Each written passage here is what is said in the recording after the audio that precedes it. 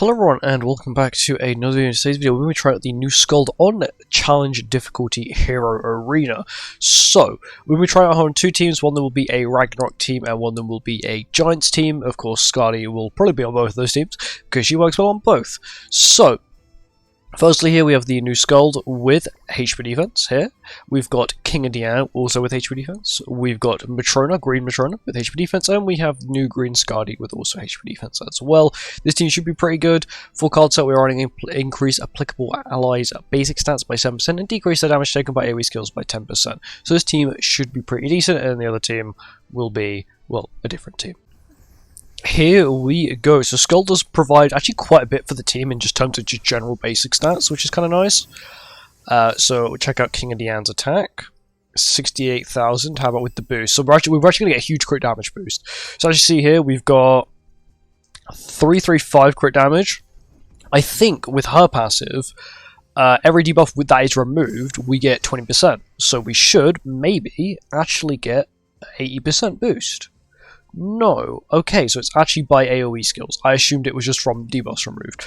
But have a look at the stats everyone on the team. SKULD herself, once again, she is more of a counter DPS than anything, and she doesn't have her buff yet, so she's not going to be doing the most damage. King of Diane, 77,000 attack, 1.2 million health. Crazy. Matrona is actually not doing bad with 704,000 health. The reason I went with green Matrona over blue was because blue Matrona's passive doesn't work because it doesn't work in PvP, and here arena does count as PvP. And then we've got SKULD, who's increasing our attack related stats by 28%, which is pretty good, and our crit chance by 50%, so even better. So what we'll do is we'll test out SKULD's damage first, and then we'll do with King of Diane.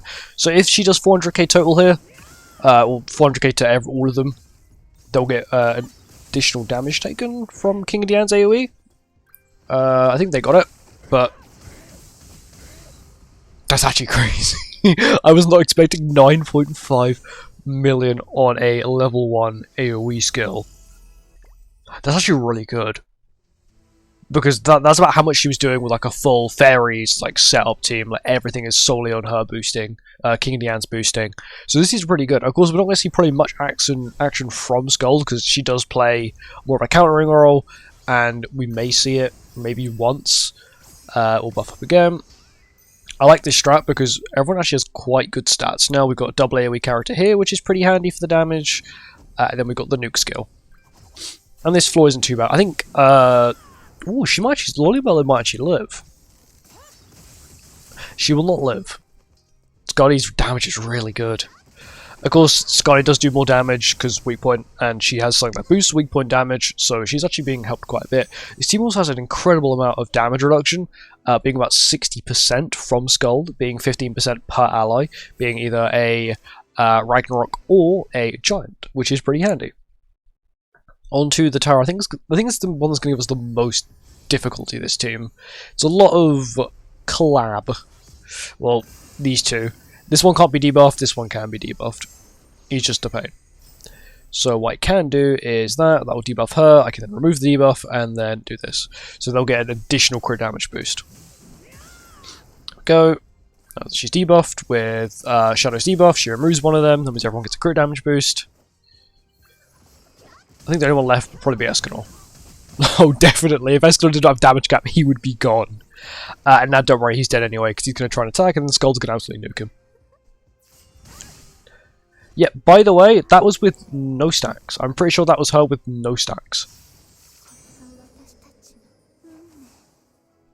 She's pretty good. I do like how she plays at the moment. She seems very powerful. Her kit may look really underwhelming, but in practice it is much better, and I can't wait to really just try her on more content. I want to try on Demon King next week, see how she goes.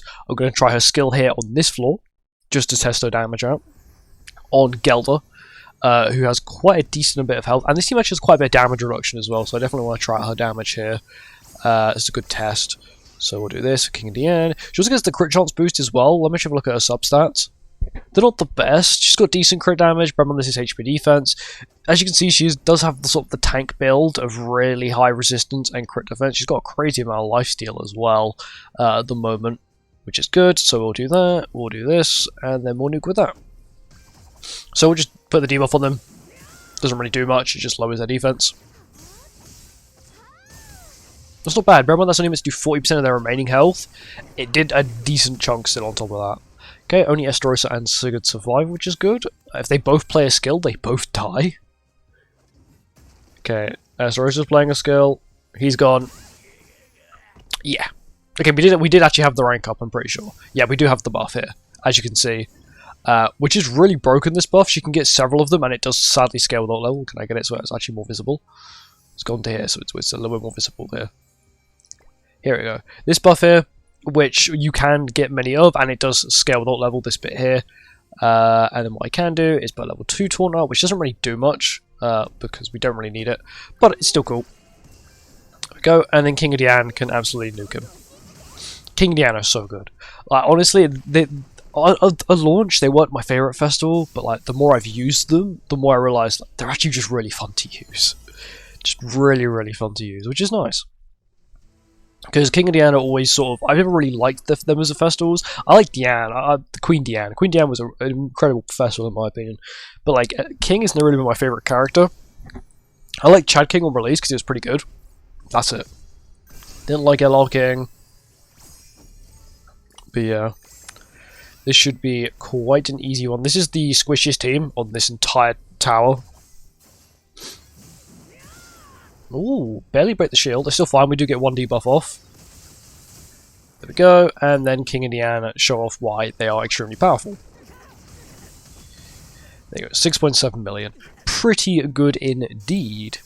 And yeah, that's the first tower done. Now I'm going to try him out with Ragnarok. I'll try her out with Ragnarok, which is going to be like Brynhild. Scotty will still stay on the team.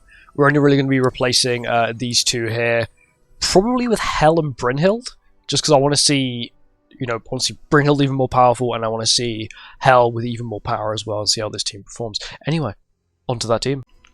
Here we are now onto the Ragnarok team, which is once again got SKULD with HP defense, it's got Skadi with HP defense, Brynhild and Hel with also HP defense as well. Also rocking a different card set doing the increased basic stats of Ragnarok characteristics by 3% for each debuff on the enemy. Once again, Brynhild's going to be providing a lot of debuffs. Skadi can provide debuffs, which is kind of handy, and that's really all we need. And yeah, let's get on with it.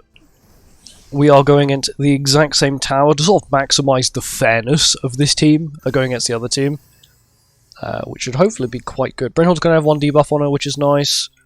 What I can do is, because we've got debuffs on us, I can actually remove them using Skadi here, and then we're going to hit him with that. See how this does. So I'll remove a debuff off my entire team. We do take a little bit of damage, which isn't the nicest. But now we should actually have quite a huge crit damage boost here. Yeah, Brynhild's pretty good. Brynhild with more basic stats from basically everyone, so Brynhild here is being basically hyper carried. Brynhild's a very selfish character, but then you mix that with like Skadi, who gives a lot of attack related stats, an insane weak point damage increase, Hel, who provides more basic stats, you've got SKULD, who also now provides more basic stats, and Brynhild herself provides herself with a lot of attack related stats and basic stats. So you've got an incredible team. Which I'm hoping she's able to nuke through all of these, if not most of them. I might have played 1 skill with her here, just so she sort of lifesteals a little bit. I know she probably doesn't need it, but she's not full health, which is slightly triggering for me. But I'm pretty sure if I do this, I do that, and then do that, that should wipe. Honestly, Hel's damage should be pretty good. Ooh, pretty good. Not bad, that is damage cap, and then Brynhild can just nuke. That team actually used to be quite tanky, solely Fitoria.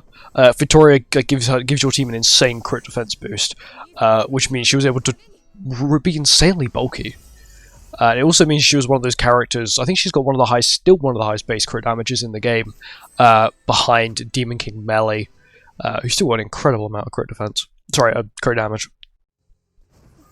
Here we go. This team is probably the team I think is going to be the most problems, mainly because of Levi. But we'll have to see. So I'm gonna do this. Okay, nearly one-shot Levi. That's actually pretty good. I'm very happy with that. As long as we do half HP to Escanor, which we do, quite easily. Yeah, he gets nuked. That's pretty good. I'm actually quite happy with that. Very good damage indeed. Levi was one I was scared of the most, but I was more or less scared because we have a lot of characters that are solely debuff based. Mainly Brynhild, who is quite a hyper carry on this team. This team's going to be quite bulky. Of course, we are going to lose buffs every time we play a skill, which isn't the best. We'll lose the crit chance buff immediately from SKULD, which is it's pretty big, but it's not really needed because most people on this team do have incredible crit chance as it is. Hell won't. Instead, she'll lose her actual damage dealing buff, which is not the best. We'll do this. Then we'll do that. And then I'll play the Brynhild Poke. I want to see how much that does. So I'm doing this against... not bad. He's quite bulky as it is, so not the best. Oh, and Brynhild just nukes. Thank you, Brynhild. Brynhild's so good. This team is definitely like a Brynhild showcase team. The SKULD is still very good. Her counters are very flawless, and I feel like I need to try her on probably PvE content, is where I think she'll shine. Problem is, there's a lot of PvE content that is quite anti-counter. It's very much like, oh, counter characters deal, counters deal like 100% less damage, or even 1000% less damage, which isn't too good for showcasing. But thankfully, Demon King doesn't have that, so I can showcase her on Demon King, which I probably will do next week, probably, when Demon King resets. We'll chuck that out, we'll chuck this out, and then we'll chuck this out. If they survive the barrage of attacks, I will be extremely surprised. Will hell just nuke them here? She's HP defense and not attack crit. I do also have attack crit for her, running HP defense. Ooh, Gotha has a really good bulk to him. But not that good. Once again, this is an incredible team. If you don't have giants, but you've got, let's say, the new SKULD, you've got Brynhild, you don't even really need hell. Just, I think even like tier will do. Red tier, green tier will do. Green tier isn't as good as hell because hell provides, I believe, 6% basic stats per Ragnarok. But tier will give you not only a lot more damage reduction, but you get crit defense, crit defense, crit resistance, as well as an attack buff, which is good for amplified characters, which this team has none of, but it's still quite handy. But yeah, that's it. Thank you for watching. I hope you guys enjoyed, and I'll see you guys in the next one. Goodbye.